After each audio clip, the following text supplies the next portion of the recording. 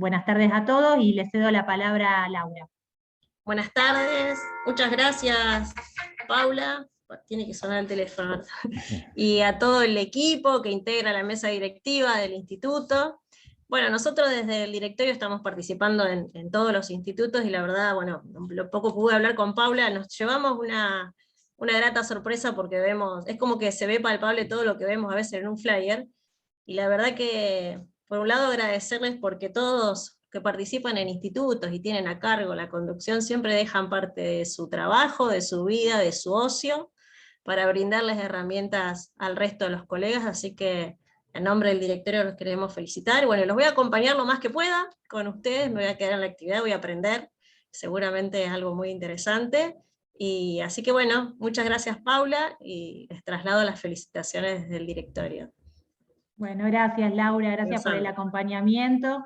Y bueno, hoy tenemos a Fernando Mumare, que le voy a ceder la palabra a Germán. Esta, como ustedes saben, es una actividad que organizamos entre el Instituto de Protección Jurídica del Consumidor de Colegio de Abogados de Rosario y ACONOA, que es una asociación de Tucumán, del norte, de nuestro país, y que, bueno, tiene una gestión muy grande en materia de consumo, por supuesto, porque es una asociación de consumidores, y que el presidente es Germán. Así que bueno, Ger, hoy te doy la palabra a vos para que lo presentes a nuestro disertante y amigo Fernando Mumare.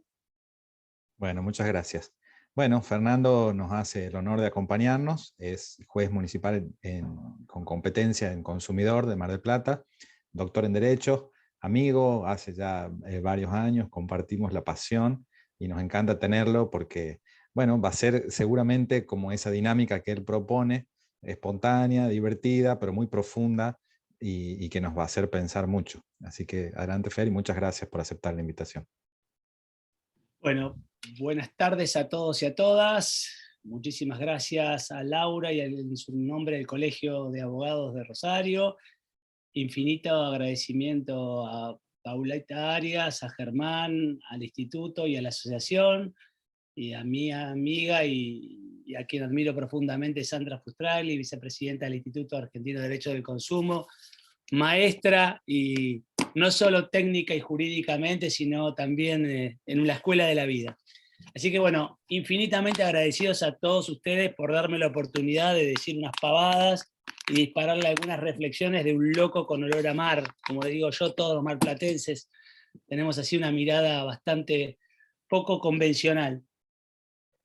Bueno, cuando hablábamos originalmente sobre la posibilidad de dar una charla, yo siempre trato de disparar algún tipo de reflexión, más que venir a contarles a ustedes técnicamente cuál es la última interpretación sobre algún artículo, que lo podemos discutir y lo podemos debatir, y seguramente será muy enriquecedor, pero a veces me suele suceder que me doy cuenta que en la academia a veces hacemos muchas reflexiones y análisis que son de probeta, ¿no? Son análisis que nos sirven para encontrar conclusiones, pero con una escala de resolución muy pequeña. Y entonces, cuando charlábamos con Germán oportunamente esto de los procedimientos eficaces que establece la Constitución, digo, bueno, me parece que ahí hay un agujero negro, porque me parece que todos sabemos que no se cumple, pero hacemos como que se cumple.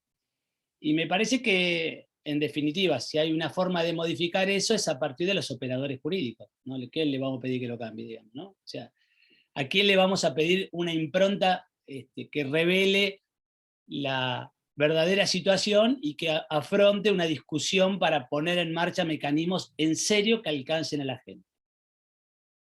Bueno, ¿por dónde empiezo, no? Entonces, yo quería empezar desde el principio, entendiendo el principio el tema del derecho del consumo, ¿no? El derecho del consumo, no voy a hablar de la historia, sino voy a hablar de en qué nos hemos transformado, ¿no? Sobre todo en Argentina, con un cuadro atrás que es Sudamérica y en el que seguramente estamos muy identificados, y que tiene algunos puntos de coincidencia, pero mucha distancia con lo que pueda ocurrir en el sistema europeo o en el sistema africano, ¿no? Por hablar de los tres sistemas regionales.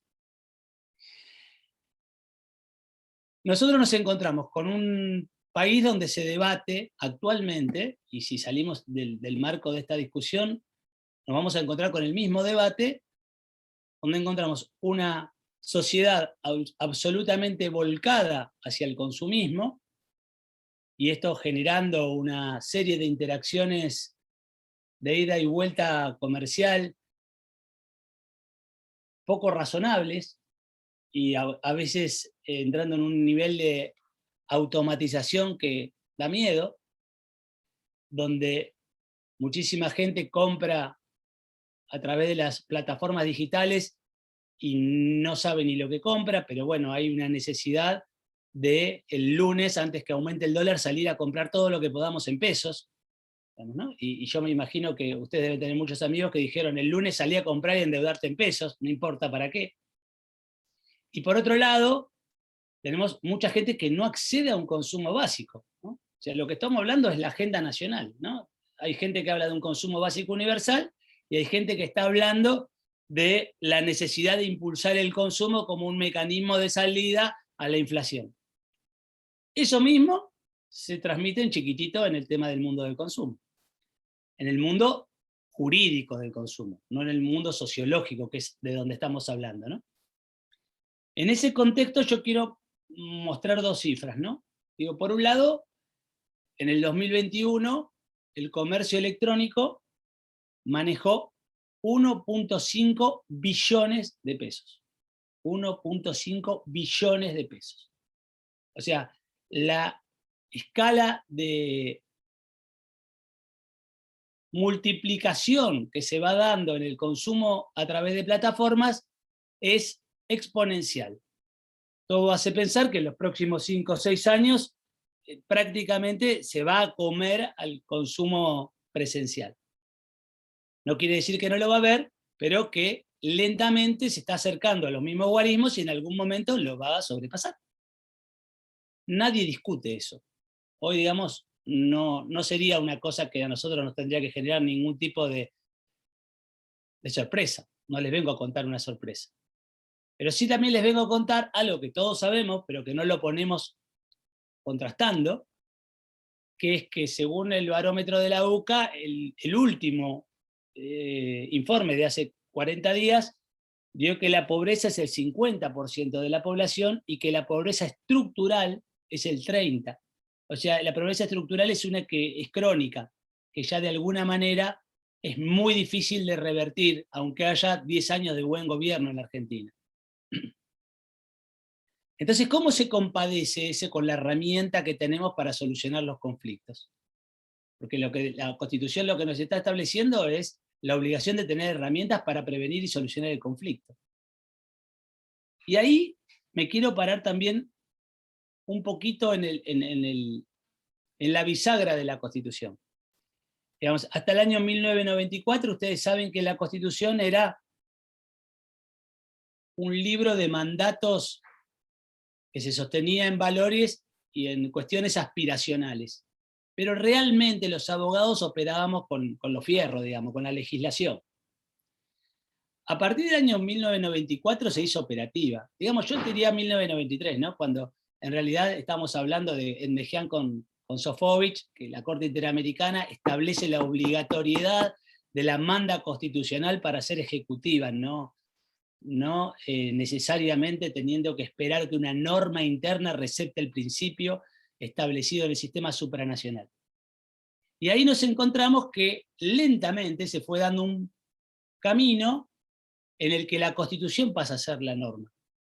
Y que la Constitución naturalmente nos permite escaparnos de cuellos legales infraconstitucionales que se contradicen, que están mal redactados, que violan de derechos humanos. Bueno, toda la serie de cuestiones que ustedes mencionan y que ya saben desde hace mucho tiempo. Entonces, la Constitución nos pone un nuevo marco legal, que no solo es la Constitución, sino también los pactos internacionales. Esto nos implica que cualquier operador del derecho ya no necesariamente queda encorsetado por una norma provincial o nacional o municipal, sino que tiene que controlar la convencionalidad de lo que está resolviendo. porque si no lo hace incurrir al Estado en responsabilidad. Y esto no lo digo yo, lo dijo la Corte Interamericana en el caso Hellman en el 2013, ¿no? Digamos, cualquier operador del derecho en el ámbito administrativo, obviamente judicial, legislativo o dentro del Poder Ejecutivo, hace incurrir al Estado en la medida de que no controle la convencionalidad de las resoluciones que toma. Entonces, nos cambiaron el mapa jurídico. Tenemos una realidad que está diseñada para un grupo poblacional que hoy es un 30-40% de la población, porque dijimos que el 50% es pobre y no está dentro del marco de lo que nosotros estamos protegiendo, porque si bien nosotros decimos que lo protegemos, esos señores difícilmente recurran a un abogado para iniciar una acción judicial. Los barrios periféricos, ustedes saben que hay un registro de barrios populares, hay cerca de 4.000. Bueno, en esos barrios populares nadie va al abogado para reclamar judicialmente las cuestiones que considera que son violatorias de su derecho. Entonces sacamos un porcentaje muy alto de la población, 30-40%, y después nos encontramos con un extremo etario, que son la gente de la tercera edad y de edad muy avanzada, que en general tampoco litiga, digamos, ¿no? No sería el esquema de los que litigan en consumo. Con lo cual estamos resolviendo cuestiones para el 20-30% de la población. Primero que nos empieza a mostrar que tenemos un ojo demasiado corto para poder decir cosas absolutas cuando no estamos alcanzando al absoluto de los consumidores. Y lo segundo que me planteo, y lo tomo como un disparador, es que cuando la Constitución habla de relación de consumo, y después cuando nosotros entendemos el 26 del Pacto de San José de Costa Rica como las medidas progresivas para alcanzar el bienestar de la población, y cuando la Corte Interamericana, con 4 votos contra 3, dice que es totalmente operativo en términos de la complementariedad con los demás pactos internacionales, nos encontramos que el consumo ya no es una cuestión del acceso a una protección legal una vez que yo compré algo, o a partir de que yo tengo una publicidad que ni siquiera compré y ya estoy protegido y me está mostrando una etapa previa al consumo, me empieza a abrir una puerta a cuál es el nivel de protección que el Estado me da para resolver el conflicto. Estamos hablando de la prevención del conflicto. Y acá nos encontramos con 2 tipos de conflictos. Nosotros tenemos el conflicto individual, para el que, según la mayoría de los doctrinarios que yo leo, que no quiere decir que sea la verdad, pero digamos, un montón de doctrinarios que podemos hablar, el Poder Judicial está creado para la resolución de conflictos individuales. O sea, sería un poco el análisis de la situación práctica, y generalmente cuando es el famoso caso difícil, es esa situación que a veces hasta inclusive nos encontramos con una confrontación entre normas y tenemos que acudir a un principio para determinar quién tiene la razonabilidad. Pero con el correr de los años y con la deslegitimación de la política, algo que todos entendemos que es algo bastante natural, creo, nadie en ningún lugar del planeta cree que hay una mejora en la política de acá a los últimos 20 años, o sea, todo el mundo, en todos los países del mundo creen que hay un deterioro cada vez más notorio. En Latinoamérica, mucho más profundo que en algunos países de Europa, pero el deterioro está en todos lados. Ese deterioro y esa falta de confianza de la gente en la política hace que ciertos conflictos que empiezan a ser problemas estructurales desbordan el sistema ejecutivo y pasan al judicial. El ejemplo más típico de la Argentina es, si tenemos miles de juicios que se inician para la revisación de los saberes de los jubilados, lo que correspondería es que haya una norma que los revise y que no se multipliquen por miles exactamente el mismo juicio.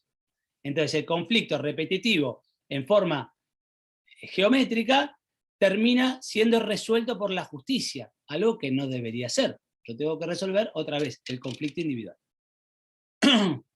Entonces, en ese nuevo rol de la justicia, que es cierto que está muy vapuleada mediáticamente, existe una cierta confianza que se van a resolver algunos conflictos. Y además la Corte ha tomado algunas decisiones en ese sentido, muy valientes desde mi punto de vista, y ha avanzado imponiendo algunas decisiones que deberían ser de neto corte político a través de la vía judicial. Digo, solamente con referirnos a la situación, la discusión de la educación en esta época de pandemia entre Cava y el gobierno nacional, o la situación del Riachuelo, o la obligación de proveerle una vivienda de acuerdo a lo que dice el 14 bis en Cava a una familia que estaba en una situación de vulnerabilidad extrema, nos habla de situaciones que deberían haberse resuelto en otro lugar. No se resuelven, terminan en la justicia. Ok. En este contexto, nosotros tenemos que interpretar y evaluar, cosa que hará cada uno de ustedes, si nosotros tenemos mecanismos eficaces para resolver estos conflictos que son múltiples, como les acabo de mencionar. No es, tenemos un mecanismo para resolverle el conflicto a la persona de clase media que compró la heladera y no estamos hablando de eso, estamos hablando de algo más importante. Bueno, yo les voy a contar la experiencia de la provincia de Buenos Aires, que ha hecho muchísimo, pero que definitivamente no cumple con resolver los conflictos, ni prevenirlos. Primero que nada les quiero plantear un poco cuál es la normativa, no le voy a plantear los artículos, pero le quiero plantear un poco cuál es el mecanismo que está previsto con un buen ideario, digamos, con una intención sana de resolver los conflictos. La provincia de Buenos Aires tiene una ley de implementación que, digamos, alguna vez ahí se ha discutido en la provincia de Santa Fe, toda vez que ustedes están con un código de implementación, que la verdad tuve el gusto de leerlo y me parece espléndido. Y la verdad es que la provincia pensó un mecanismo donde los municipios, que son 135, tengan un nivel de autonomía bastante importante para resolver el conflicto en el territorio. Primera cosa que es muy importante. La justicia que no se resuelve en el territorio no funciona. Y la verdad es que este es un concepto que nos cuesta entender porque tenemos un país centralista. Centralista en Cava y centralista en las provincias. Cuando a mí me tocó hacer la tesis doctoral, yo trabajé sobre justamente la justicia de cercanía, ¿no? La tesis era sobre una cosa que tenía que ver con eso, pero no era puntualmente por eso. Y trabajé mucho el modelo de Estados Unidos y de Venezuela, comparándolos. Y curiosamente, los dos tienen un nivel de descentralización tremenda en la justicia de cercanía, la justicia más inmediata. Estados Unidos, ustedes saben que Nueva York fue el estandarte de la justicia de proximidad cuando George Kelly hizo Arreglando las Ventanas Rotas, que trabajaba sobre la hipótesis de que si yo tengo un problema y ese problema lo puedo resolver inmediatamente, evito que se profundice, ¿no? Al que no lo sabe el tema, el esquema sobre el que se trabajaba era el modelo de un auto que se rompía un vidrio en un barrio peligroso de Nueva York. Si no tenía el vidrio roto, el auto tardaba en ser desarmado 7 días. Donde rompían una ventanilla, en 2 horas lo desarmaban. Porque hay una cuestión de que la imagen que provoca la desidia del Estado profundiza los niveles de violencia. Esto se probó en múltiples países con otro tipo de experiencias. En Holanda, por ejemplo, les ponían en todos los parabrisas un papel. Y probaban tener cestos muy identificados con cartelería y otra cuadra que no había cestos. Obviamente, en la que había cestos, no había problema de papeles tirados en la calle. En la que no había cestos, era un desastre, pero no era solo un desastre eso. Empezaban a grafitear las paredes, bueno, y se multiplicaba y tenía una escalada la participación violenta de grupos que naturalmente trabajan sobre la ausencia del Estado.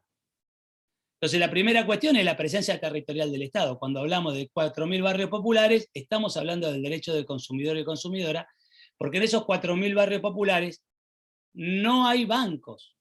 O sea que ustedes imaginen que si alguien vive en un barrio popular y tiene que cobrar este famoso IFE o el potenciar o cualquiera de los planes del Estado, tiene que tomarse necesariamente un colectivo para ir al centro de la ciudad. Alguien puede decir, bueno, eso es una vez por mes.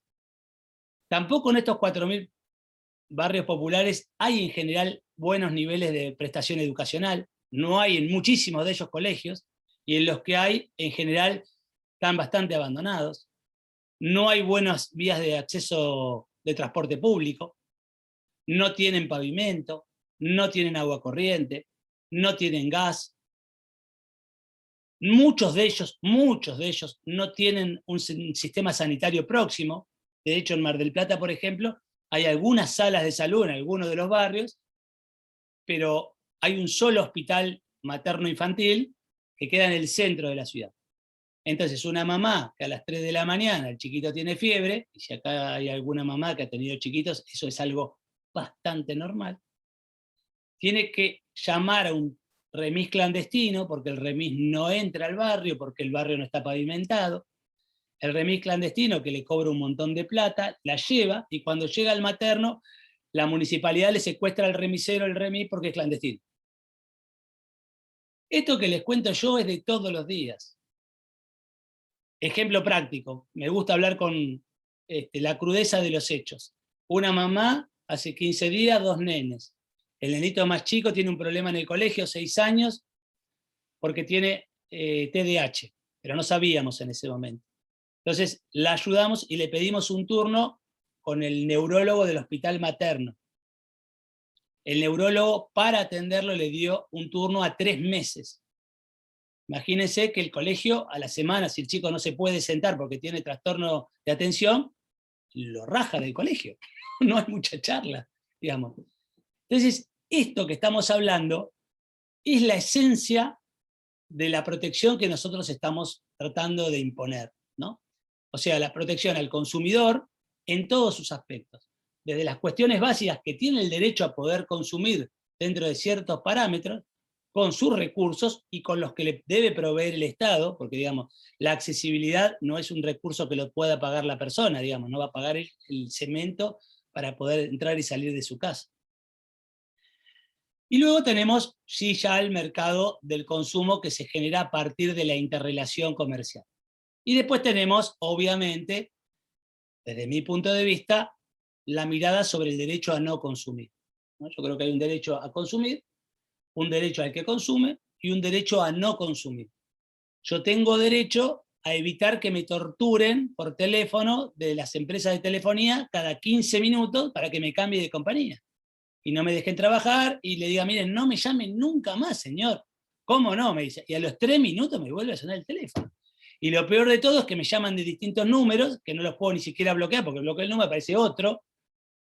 Entonces, alguien le dio mi número de teléfono. Y los tipos me hostigan, pero no me hostigan a mí, lo hostigan a todos ustedes, obviamente, naturalmente. Entonces hay un derecho a no consumir. Y también hay un derecho a que tu hijo, cuando prende así y se mete en Instagram, no le metan 14.000 TikTok, le dejen la cabeza así, que si el pibe no tiene el último no sé qué, el pibe no puede ir al colegio mañana. Porque te meten en un esquema cultural que si yo no consumo, yo no estoy en el sistema. Miren, Yuval Harari, el autor de Animales a Dioses, ese espectacular libro, en una entrevista decía que en el siglo pasado nace una nueva religión. Hasta la mitad del siglo pasado, la mayoría de la población del mundo era de las 3 religiones más importantes, ¿no? O sea, judaísmo, catolicismo, o cristianismo en realidad, y el islam, digamos, ¿no? Pero que a partir de la mitad del siglo pasado nace una nueva religión, que es la religión del consumo. Y él dice que es una religión, tema interesante para debatir, ¿no? Porque dice que hasta ese momento, la mayoría de la gente que profesaba esas religiones tradicionales encontraba en ciertos valores que las religiones trataban de tener como estandarte, que eran más o menos similares, la razón de la felicidad, en el amor, en el cumplimiento de sus obligaciones y el compromiso con el otro, el servicio, bueno, ciertas cosas que eran un eje común. Y esa era la felicidad. Entonces, a pesar de que a lo mejor estuvieras pasando por un mal momento, había cosas mucho más profundas que tenían que ver con lo que era el verdadero sentido de la felicidad. Entonces Yuval Harari dice, bueno, eso cambió. Ahora te han metido en la televisión que vos, si viajás, sos feliz. Entonces, la publicidad dice, sé feliz, tomate una semana en Aruba. Entonces, claro, vamos a suponer, para tomar un ejemplo práctico, que comprarme un auto me da una sensación de felicidad. ¿Cuánto me dura esa sensación de felicidad? No sé, 5 o 6 meses. Vamos a ponerle un número, ¿no? Bueno, entonces es fácil, comprate 2 autos por año y trabajá más. Y si vos te gusta irte de vacaciones, y las vacaciones te relajan y qué sé yo, y andate de vacaciones cada mes y medio. Y vendé tu casa, vendé tu auto, pero vos viajá. Y este patrón que se ve absolutamente vinculado a cuestiones muy básicas, que son esos pequeños estímulos que encontramos a veces que nos dan una satisfacción, no felicidad, pero sí satisfacción, como por ejemplo el comprar ropa. Ustedes les invito a que vayan un sábado a un shopping. Es explosiva la demanda que hay de ropa. Y la gente sale toda contenta porque es un estímulo que a uno lo pone contento. Pero ojo, eso es una cosa que tiene que ver con algunos niveles de gustos propios y muchos de impactos culturales. Miren, les cuento una pequeña anécdota muy sencilla y con esto me meto de lleno en lo que tenemos que hablar, porque me voy. Hace 20 días estuve en Bélgica. Entonces estaba hablando con una gente de Bélgica que vive allá hace muchos años, que es gente divina y además conoce mucho la Argentina, y me decía, acá se puso de moda la venta de ropa usada. ¿Cómo la venta? Entonces me llevaba y había pilas de locales de venta de ropa usada en los mejores lugares de Bélgica, o sea, de Bruselas, digo, ¿no? Estamos hablando de algo que uno no lo imagina. Entonces me decía que hay como una corriente en la juventud anticonsumismo, que tiene que ver también con una mirada sobre el medio ambiente. Entonces hay una mirada, mirá, no le demos de comer a las empresas que nos quieren vender el jean nuevo, compremos el jean viejo que te lo dan reciclado, y bueno, a mí me pareció absolutamente disruptivo, digo, es como una respuesta a este golpe de consumo cultural que nos quieren imponer, ¿no? Bueno, volviendo un poco a los temas, vamos un poco a qué pasa en la provincia de Buenos Aires, porque si no nos quedamos en la teoría. La provincia de Buenos Aires, y arranqué con la territorialidad, tiene 135 municipios. ¿Qué es lo primero que ustedes imaginarían? Que en cada uno de los municipios hay una oficina de defensa del consumidor. Bueno, no es así. Hay 120 municipios que tienen oficina de defensa del consumidor y hay 35 que no. ¿Por qué no lo tienen? Y porque al intendente le es más cómodo no pelearse con el comerciante, que es el que le vende la ropa a la señora del intendente, o el que le vendió el auto al del campo, y bueno, estaba roto, bueno, pero no me voy a pelear con este que tiene la concesionaria. Bueno, esa cosita de falta de calidad institucional que tenemos. Con lo cual hay 35 municipios que no tienen la posibilidad de reclamar en ningún lado. Sí, pueden mandar un mail a la dirección nacional, nada, no reclamas.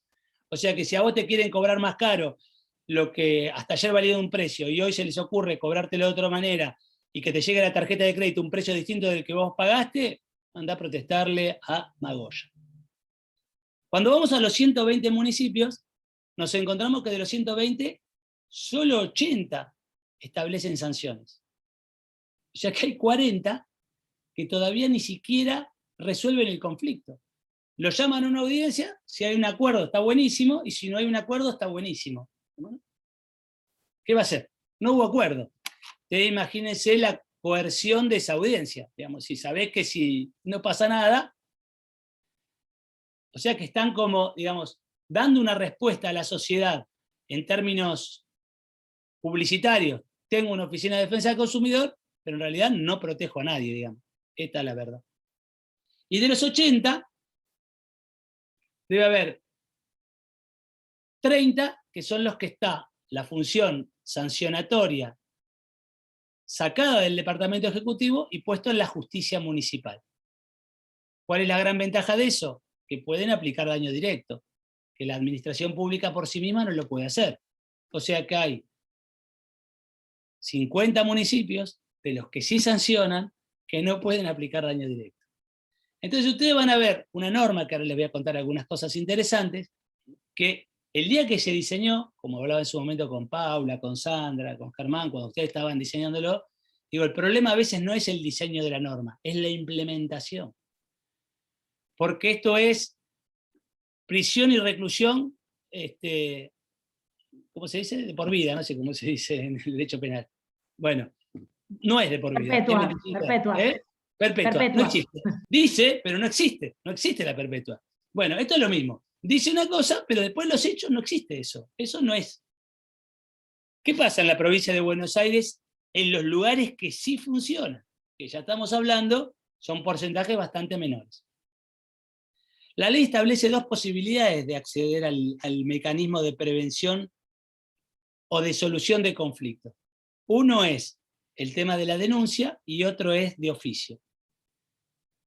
El mecanismo de la denuncia, que es el más natural o el más conocido, es un mecanismo por el cual la persona realiza la denuncia y tiene que acompañar algún tipo de prueba. Hasta ahí vamos bien. ¿Qué es lo que ocurre? Cuando ustedes tienen 25 denuncias iguales, lo que debería hacer el Estado es mandar una actuación de oficio y dejar que la gente sufra y tenga otros 25 en los próximos 2 meses, que le van a dar una audiencia 3 meses, que no le van a resolver. Digo, para eso tiene decenas de empleados públicos, por no decir cientos o miles, para poder hacer actuaciones de oficio, en situaciones que son repetitivas. Muy poquitos municipios, tengo la suerte de trabajar en uno donde tenemos inspectores que hacen ese trabajo. Luego de ahí, nos encontramos que a partir de la denuncia, se lo llama a una audiencia de conciliación. Acá hay una pequeña cuestión que quiero marcarles, que se llama una audiencia de conciliación, podría haberse llamado de mediación. Los que tienen algún posgrado en mediación sabrán que no es lo mismo. Vamos a mirarlo con una mirada optimista y digamos, es lo mismo. Digamos, vamos a intentar caminar por ahí. No quiero entrar en ese detalle. Yo hice el posgrado en mediación, estudié el tema, digo, justamente para esto, porque no me gusta hablar de lo que no sé, y entiendo las diferencias, pero son sutiles en este esquema. Digamos, estamos hablando de que algo no funciona, vamos con conciliación. Ok. Ustedes saben que si hay una mediación, la persona que está mediando es una persona preparada para mediar, ¿no? Yo tardé, no sé, creo que 1 año y medio, hice el posgrado, no sé cuánto tiempo me llevó. Te enseñan herramientas, entendés de oratoria, entendés de la situación más desventajosa para comparar, generás un diálogo colaborativo, bueno, todas las herramientas que los que han hecho algún tipo de mediación entienden. Acá nos encontramos que la conciliación la hace una chica que es empleada municipal, o un chico que es empleado municipal, que tiene 0 formación en el tema. 0 formación. No es en desmedro del chico o de la chica que le puede poner la mejor voluntad del mundo. Pero evidentemente, la técnica para solucionar un conflicto mejora los resultados de la solución del conflicto en forma violenta, digamos. No es lo mismo que lo resuelva un abogado con herramientas que vaya un gestor que no conoce el tema y que toca de oído y que le pone buena voluntad. Ustedes ya lo entienden perfectamente. O ustedes no se enojan cuando el contador habla de derecho. ¿Por qué? Porque si bien conoce la norma, no tiene la matriz formativa que tienen ustedes. Bueno, si nosotros queremos que el sistema funcione, tenemos que decir, mirá, los conciliadores tienen que tener formación específica. No te pido mediadores, formación específica. Bien, vamos a suponer que no hay acuerdo porque, digamos, mueve la cola, ladra y tiene 4 patas, digamos, un perro, ¿no? Bueno, no funciona esto, no tiene formación, lo tiene una audiencia a los 3 meses. El tiempo de la audiencia es determinante. Si yo tengo un conflicto porque yo viajé a Mar del Plata y yo miré la foto de internet y había una pileta gigante, ¿no? Y cuando llego es más chica que la de lavar, por ejemplo. Porque esas fotos así que se hacen con la cámara lejos, se ve una pileta larguísima, y llegan y ven así, y es una pileta de 3x3 con 400 habitaciones. Bueno, ustedes quieren reclamar. Si le dan una audiencia a los 3 meses, ustedes ya no están en Mar del Plata. Es sencillo. Si ustedes tienen que sacar un pasaje en avión y la compañía les suspendió el pasaje, les suspendió el vuelo por X caso, no se los reprograma porque no se los reprograma, digamos. Y usted dice, no, pero reprogramaba para el 1 de mañana. No, ese se canceló. Y ustedes tienen que sacarse ese mismo día un pasaje en Bondi para poder viajar. No pueden esperar. Bueno, entonces la territorialidad es el primer problema.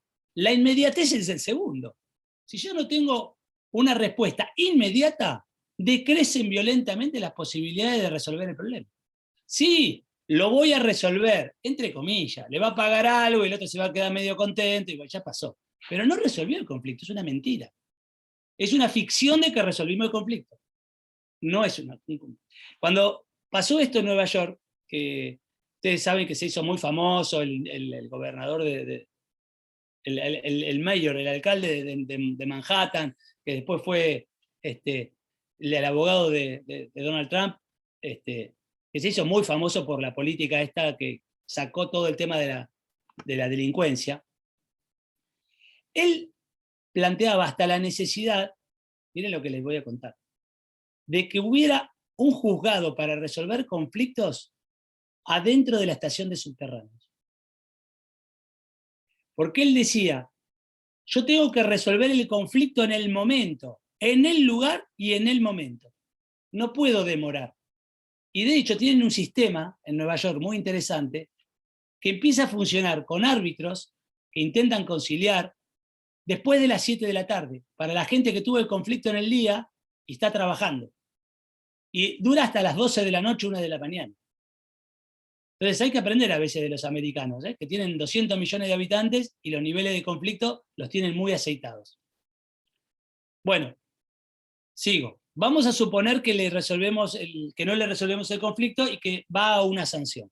Si va a una sanción, como va dentro de la provincia de Buenos Aires, esa sanción va al bolsillo del Estado.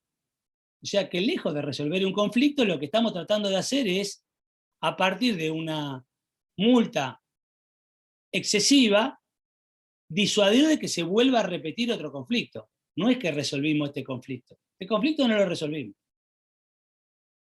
Sembramos la posibilidad de que no se repitan conductas de este tipo porque la multa es disuasiva. Ahora, ¿qué ocurre? La multa que se puso en la provincia de Buenos Aires tenía una multa máxima en el año 2003, cuando se sancionó la ley, de 500.000 pesos. Pasaron 20 años. Nunca se actualizó. Hoy si a una compañía le pongo 500.000 pesos, se me ríe, digamos, ¿no? Lejos de disuadirlo, se me ríe. Apelamos a la ley nacional por una interpretación, forzándolo técnicamente para tratar de sostener los valores más altos, y ponemos 5 millones de pesos. Que cuando se pusieron los 5 millones de pesos, el dólar valía 3 pesos. Hoy vale 300. O sea que hoy la multa tendría que ser de 500 millones. Y sigue siendo de 5. Entonces, no solo no le resolví el conflicto a la persona, sino que tampoco logré disuadir con la multa la conducta. Me queda la herramienta del daño directo. El daño directo es una de las mejores herramientas que se han creado. Han tenido muchas críticas por parte de la doctrina. Bueno, no quiero entrar en ese debate, son 8:20 de la noche, es una hora que estamos charlando. Pero sí quiero dejarles como sentido, porque digamos, esto está apelando al sentido de la protección, ¿no? Todos los que están acá estudiaron Derecho. Si estudiamos Derecho porque en algún momento dado sentimos la necesidad de defender al más débil, ¿no? Uno buscaba la justicia, digamos, ¿no? Nadie estaba pensando, voy a ser el abogado de la multinacional que va a expropiarle, le va a comprar las tierras a alguien para hacer un edificio, ¿no? Nadie pensaba eso. A lo mejor la vida y el destino te lleva por ese camino y no está mal, pero no es el sentido por el que la mayoría de los que estudian Derecho se inclinan por esta carrera, ¿no? Siempre tenemos esa justicia penal que defiende al que era inocente. Eso es el sentido que nos movilizó cuando empezamos a los 18 o 20 años a estudiar Derecho. Eso no se tiene que transformar en romántico, eso tiene que ser real. Y en este lado del mostrador nos encontramos con muchos que son víctimas de una situación totalmente desequilibrada de poder, con alguien que desde algún lado impone las condiciones. Entonces, tenemos que intentar romper la barrera del no se puede, tratando de mejorar las implementaciones normativas. Y en el caso del daño directo, uno se siente que hace un poquito de justicia. Cuando un señor fue al banco, y en el banco le vendieron un televisor cuando iba a cobrar, porque el señor tiene 73 años, 75 años, y le dijeron, se ganó un televisor, y firme acá, y el tipo se lleva y después le embargan la jubilación.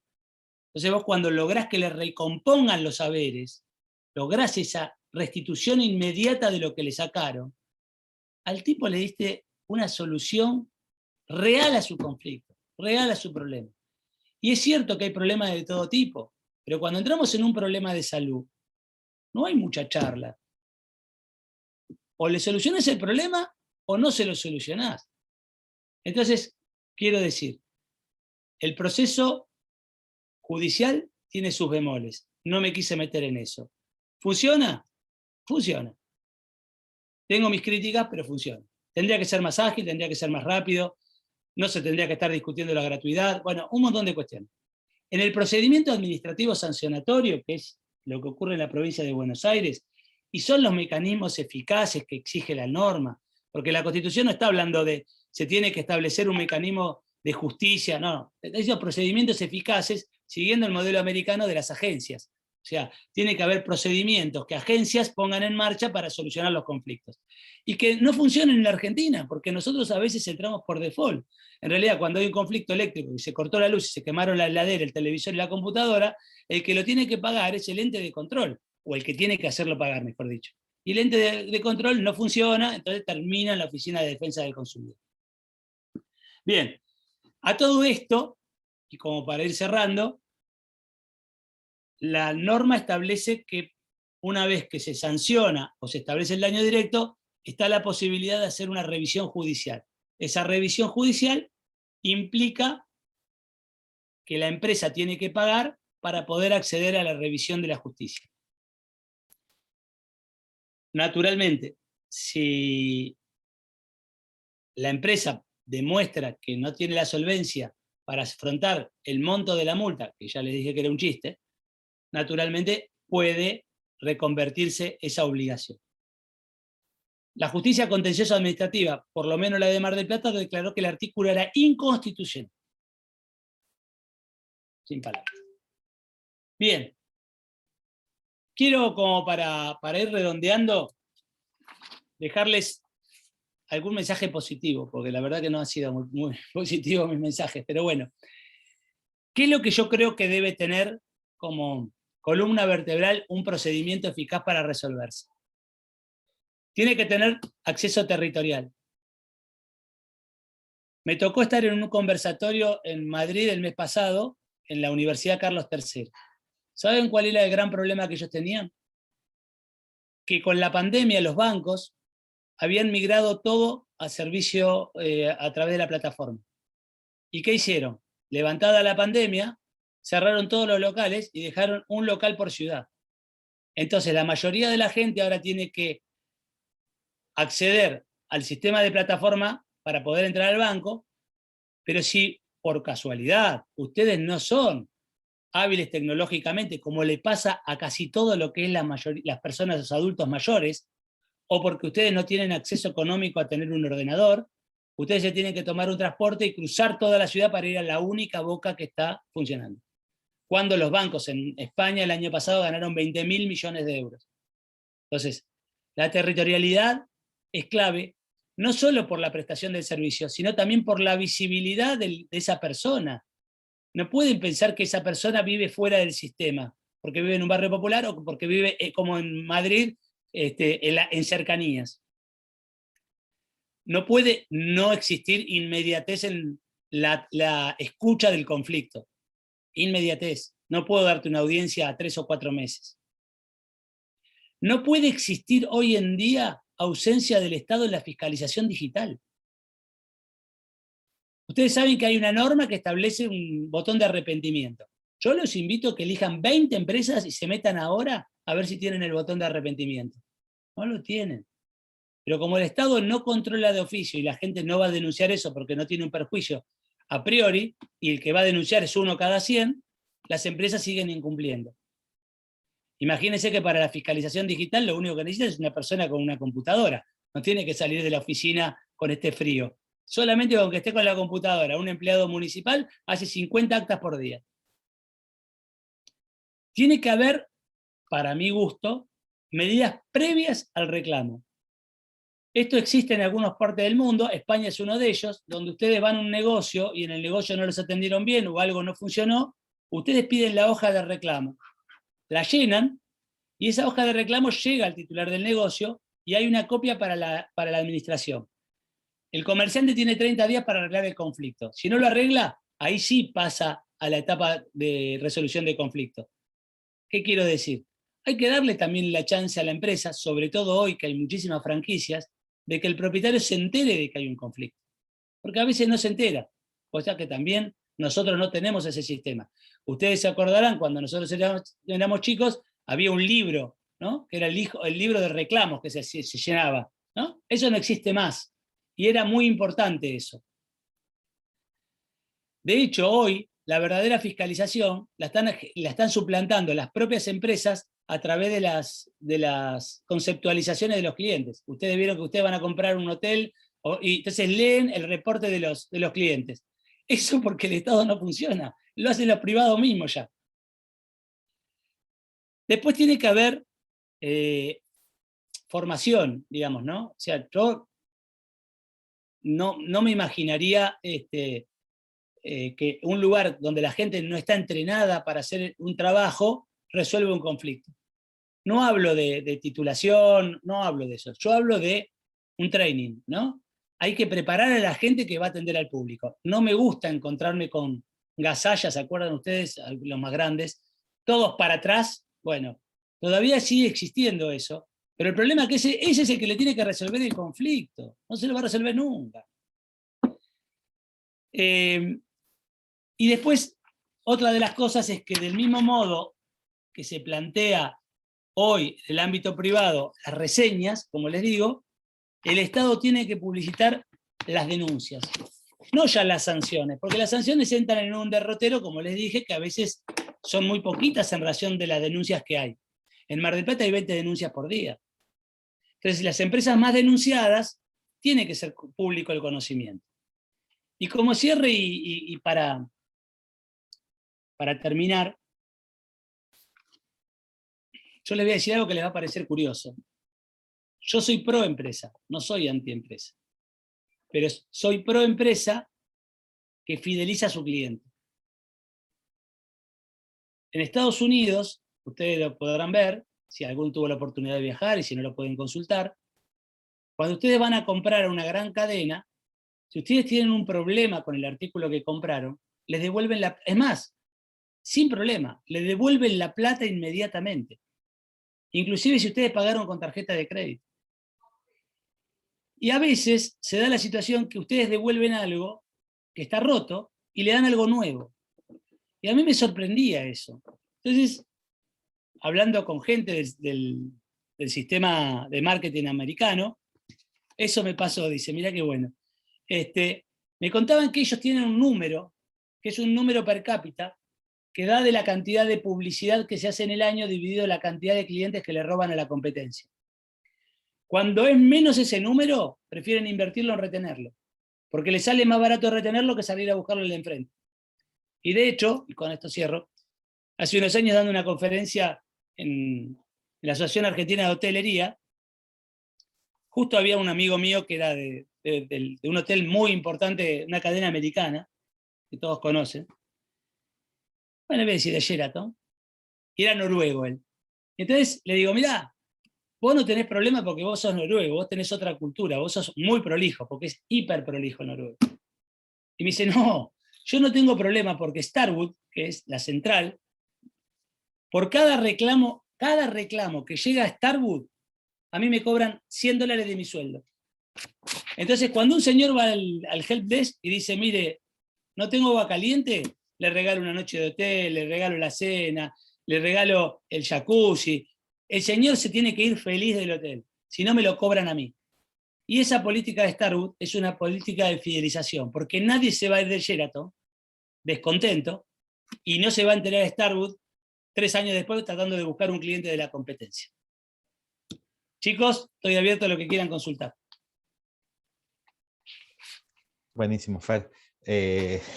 Nada, me parece que nos dejaste a todos así como que no sabemos para dónde correr, porque hiciste un paneo de la realidad que nos toca a todos de distintas formas, ¿no? Eso que sufrimos permanentemente. ¿Sabés qué? Me sentí identificado con casi todo lo que dijiste. Lamentablemente son cada vez más las consultas que recibo de gente que no puede pagar. Yo quiero pagar las deudas y no puedo, y me hicieron diferimientos y refinanciaciones y reestructuraciones y no puedo. De gente que, como decís, no entiende el entorno digital y no sabe cómo manejarse. De gente a la que le hicieron cosas que para ellos son gravísimas y creo que para nosotros también. Hoy me llamó uno y dice, mire, compré un mueble que me lo tenían que entregar en 5 días, me lo entregaron 2 meses tarde. Y yo quiero que me indemnicen. Y decirle, sí, yo lo entiendo, pero vamos a hacer un juicio por eso. Yo tengo un caso aquí de una persona que 8 años después que compró la casa todavía no la puede escriturar y el daño moral le fijaron en 100.000 pesos. Imagínate, te van a dar $1 por, ¿no? Dijiste los 500.000 pesos, hace nada, 2 semanas salió una sentencia de Cámara de una acción colectiva que hicimos, como para empezar a andar un camino preventivo, que vos decís, contra una serie de concesionarios que publicitaban los autos y ponían el precio, ahora ya no ponen el precio, ¿no? Pero en ese momento ponían el precio, llamadita, no incluye flete y patentamiento. Nosotros decimos, si te ponen el precio, pongan el precio completo. Y el juez de primera instancia rechazó la demanda, la Cámara nos hizo lugar y fijó un daño punitivo en 500.000 pesos a un concesionario que no informa. Imagínate cuánto vale un auto, 3,5 millones cada auto, y fue 500.000 pesos el daño punitivo. Y ojo, estamos felices, ¿no? Porque por lo menos los jueces de la Cámara dijeron, che, eso no está bien, hay que corregirlo, informen como corresponde y lo vamos a sancionar. Pero la sensación siempre es que nos quedamos cortos, que llegamos tarde y que no solucionamos los problemas de la gente. Bueno, todo lo que dijiste. Y te voy a decir algo, mira, te voy a poner un título más. El otro día con el amigo Sajian, en un conversatorio que hicimos, le tiré un tema que se me ocurrió en el momento, ¿no? Y la verdad que nos quedamos los dos pensando y quedamos en escribir algo sobre eso. La realidad es que nosotros cuando hablamos del derecho a la información, y ahora me meto en un tema más técnico, cuando hablamos del derecho a la información, hablamos de que la información tiene que ser cierta, clara y suficiente. Bien. ¿Para quién tiene que ser cierta, clara y suficiente? 2 de cada 3 chicos no saben leer. El 50% de los chicos dejan el colegio. Cuando vos manejás entre 7.000 y 8.000 vocablos, hay gente de nuestra edad que maneja 1.500. Entonces, no deberemos imaginar que debemos reglamentar de qué manera hacer accesible la información. A mí me tuve que hacer un procedimiento médico hace 20 días y el consentimiento informado, cuando lo empecé a leer, no sabía de qué me estaban explicando, no lo entendía. Y no me creo ninguna luminaria, pero por lo menos tengo un estudio terciario. Digo, un chico que no terminó el colegio, que dejó el colegio a los 12 años, ¿qué consentimiento informado puede leer? Entonces, estamos con una hipocresía muy grande. Decimos, no, esto es así. Esto es así para nosotros. Vivimos en un country. No es la realidad de la Argentina. Ya no estoy pensando, no, la indigencia es el 8% y los tenemos que incluir. Que es cierto. Ya estoy diciendo, es más la gente que no lo entiende que la que lo entiende. O sea, estamos perdiendo el patrón de lo que es la media. Estamos dictando una ley hablando de la media y lo dictamos para la excepción. Es durísimo lo que le digo. El otro día estaba se hizo una reunión que se llama la Semana Social, que se armó acá en Mar del Plata, muy grande, que vino un montón de gente, y Joaquín de la Torre contaba que él había hecho un estudio, porque su hermano es pediatra, de si un chico pobre y un chico rico tenían las mismas enfermedades a los 6 años. Entonces decía que tenían exactamente las mismas enfermedades. Pero ¿qué pasa? El hermano le dijo, ¿por qué no nos fijamos también qué cantidad de palabras manejan? Entonces el chico de una situación económica media, no te hablo rico, media, maneja 800 palabras. Estos chiquitos manejaban 150. 6 años. O sea, ya empieza a despegarse el tema, ¿entendés? O sea, hay un problema que no lo entendemos. Hay una revista que se llama la revista Lancet, que algunos de ustedes la deben conocer, que es la revista más importante que hay en el mundo de medicina, que sacó un artículo que lo levantó en el año pasado la BBC, donde dice que una mujer ya no pobre, que nace en un barrio pobre, no pobre, que nace en un barrio pobre, y una mujer que nace en un barrio rico, no rica. O sea, estamos hablando del elemento contextual, ¿no? O sea, vos nacés en un barrio, vos podés ser pobre, pero vos naciste en un barrio rico, el otro nació en un barrio pobre. La diferencia de la expectativa de vida son 18 años en Chile. Es un estudio que se hizo sobre Chile. Entonces, si nosotros porque digamos, abrazamos esta especie de disciplina dentro del derecho, porque, y es lo que yo más me identifica con todos los colegas que están en el Instituto Argentino de Derecho al Consumidor, porque realmente creemos en la prevalencia de la justicia. No es un problema técnico, ¿no? No estamos hablando de cómo resuelve una quiebra, estamos hablando de una cosa que tiene que ver con la vida de las personas, digamos, ¿no? Y la verdad es que nos pasan elefante abajo de la puerta. No nosotros, el sistema. Está hecho el sistema para determinada gente, no está hecho el sistema. Y es la justicia. La justicia, ya para que vos vayas a un abogado, vos tenés que tomarte un colectivo, tenés que pedir un turno y tenés que pagarle la consulta. No te digo el 50%, pero el 30% estructural no lo va a hacer. No lo va a hacer. No hay justicia judicial, hay justicia por mano propia en esos barrios. De verdad, le digo. Me debes algo, voy y le digo, dámelo. Y si no me lo das, te lo saco. Digamos, funciona así. Entonces, en algún lugar, esos números, yo les tiré a ustedes y, digamos, no quiero ser negativo, sino lo que quiero es llamar la atención de ustedes para que provoquemos algún tipo de cambio, porque estamos en la edad de hacerlo. Digamos, dentro de 20 años lo tendrán que hacer otros. Digamos. Entonces, en algún punto, cuando nosotros hablamos de esta disparidad, de esta cuestión, decimos un 50%, pero yo les dije que los que tienen menores de 18 años es el 68%. O sea, esto va creciendo. Eso no va a cambiar la realidad de ese 18% más que son menores.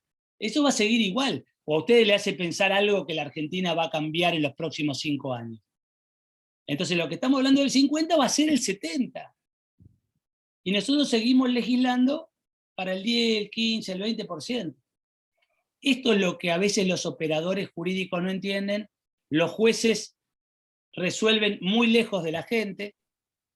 Nosotros tenemos una fiscalía que está en el barrio más importante de la ciudad. Y las fiscalías para mí tienen que estar en los barrios periféricos. En cada barrio tiene que haber una fiscal, adelante de la gente. Bueno, ustedes ven, los palacios de tribunales.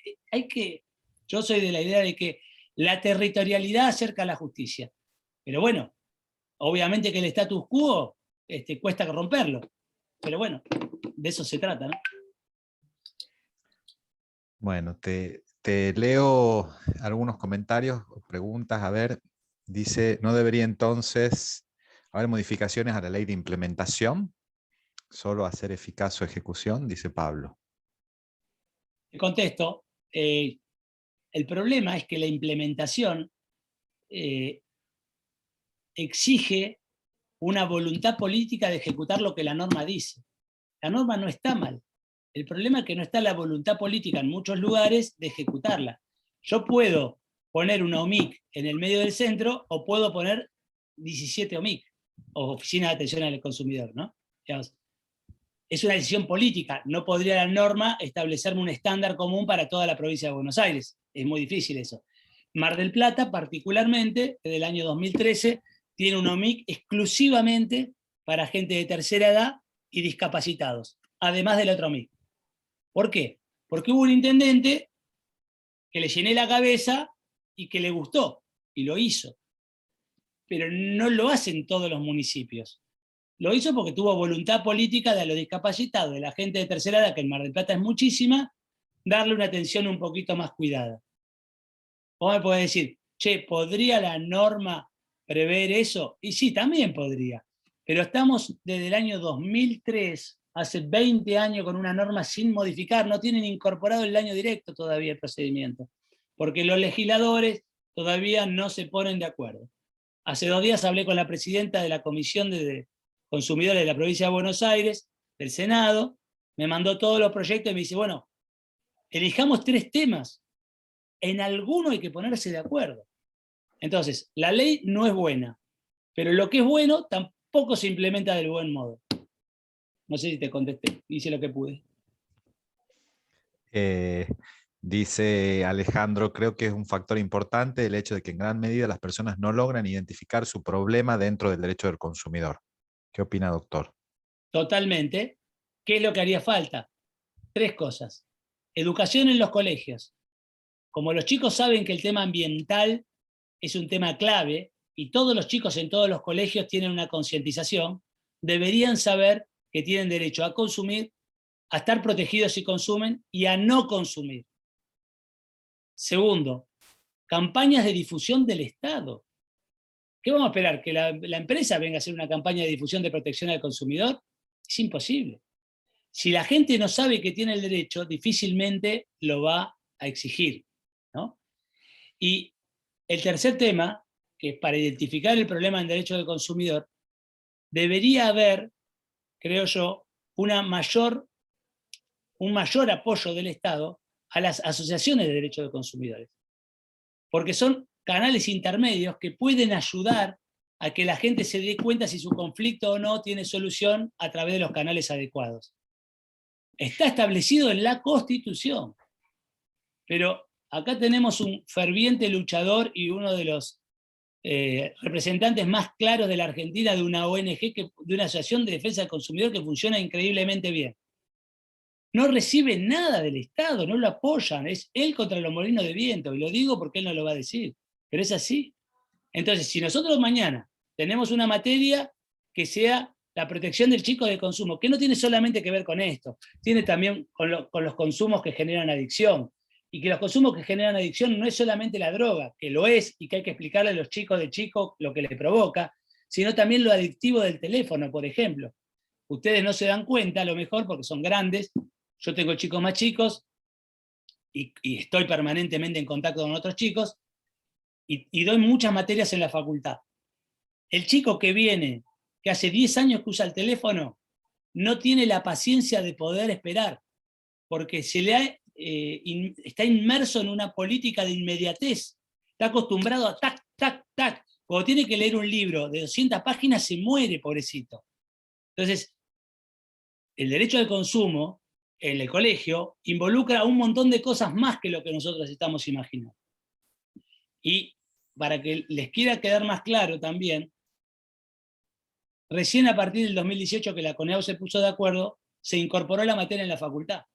Pero ni siquiera los abogados saben de derecho del consumo. Entonces, todos los abogados que se recibieron hasta el 2020, ninguno de esos tuvo la materia. Esas son cuestiones que cuesta para que la gente lo tenga en su cabeza. Abigail dice, en Tucumán la Dirección de Comercio Interior, autoridad de aplicación de la ley, no impone daño directo. No hay forma, alegan que el organismo no posee especialidad técnica. Es que yo creo que tiene razón. Sí, no, bueno. ¿Que tiene razón quién? ¿La Dirección de Comercio? Sí, la Dirección de Comercio. ¿Por qué creo que tiene razón? Porque me parece que el Estado no puede ser el que establezca la indemnización. Me parece que debe ser el Estado a través de una agencia. Digamos, tiene que ser para mí, tiene que ser un organismo con cierto nivel de autonomía del Ejecutivo. Porque si no, a ustedes lo están poniendo dentro de una órbita muy política, están politizando algo que es muy técnico. Entonces, a mí me da la impresión que la solución que encontró la provincia de Buenos Aires con la justicia municipal ha sido una solución muy apropiada. ¿Podría haber otras? ¿Podría ser el defensor del pueblo? Habría que analizarlo. Lo que es cierto, que lo que tiene la justicia de faltas es que tienen ustedes una persona que está entrenada en dirimir conflictos y es profesional. A lo mejor el defensor del pueblo no lo es. Entonces es también muy difícil que hablar técnicamente cuando ustedes no tienen la formación para eso. ¿Podría ser una figura que se crea ad hoc? Seguramente. Pero yo creo que la figura que pone la multa tiene que ser distinta en realidad que la que resuelve el conflicto a través del daño directo. Bien. Buenísimo. Bueno, ya llevamos ¿cuánto? 1 hora y media, casi 1 hora 25 minutos. Podríamos estar toda la noche, me parece. Los veo todos súper interesados y con ganas de decir cosas. Creo que es momento oportuno para que vayamos cerrando. Pau, no sé si quieres decir algo. Bueno, Sandra. Fer, gracias. La verdad que siempre con esa visión de la realidad que nos conmueve, eso denota que vos tenés en la piel el acceso a la gente, siempre te lo digo y lo sigo sosteniendo, ese contacto con la gente, que no todos tienen, y es muy importante porque te hace eh, decir cosas que otros no la pueden decir porque no las viven, y vos se nota que las vivís. Entonces, bueno, gracias por poder unir tu conocimiento, que es mucho y técnico, con toda esta realidad. Así que para mí fue muy fructífero, me quedo con lo de Bélgica, me dejaste azorada con eso de la ropa, pero la verdad que sí, es disruptivo y súper interesante como una nueva visión del consumo. Así que bueno, todo lo que dijiste, la verdad que me encantó, te agradezco que hayas participado y bueno, y agradezco a todos también la participación. No sé, Ger, si quieres decir algo más. No, ya estoy. Creo que hiciste un gran resumen. No sé, Sandra, que nos honraste con tu presencia todo el Sí, tiempo, si querés Sandra, decir ¿podés algo. hacer algún cierre? Gracias, Germán. Gracias, Pauli. No, simplemente felicitarte, Fernando. Pedir disculpas porque apagaba cámara, pero estamos resolviendo problemas de una reunión de mañana en la universidad. Pero creo que con la sensibilidad social que te caracteriza, has abordado un problema de acceso a la justicia que atraviesa toda nuestra sociedad y nuestro diseño institucional en general, no solo en materia de consumidor, con un enfoque crudo, pero que deja en evidencia siempre las desigualdades, que esa falta de acceso sin dudas la sufre el que menos tiene y menos puede, e incluso ese planteo que haces del derecho a la información, quizás con los niveles de educación, y no solo de educación, también ya desde los estudios de las ciencias del comportamiento, cabe que como juristas nos preguntemos sobre el real nivel de eficacia de esa herramienta técnica que es la información en sí, porque es muy valiosa, pero no cumple todas las funciones que míticamente se le atribuyen.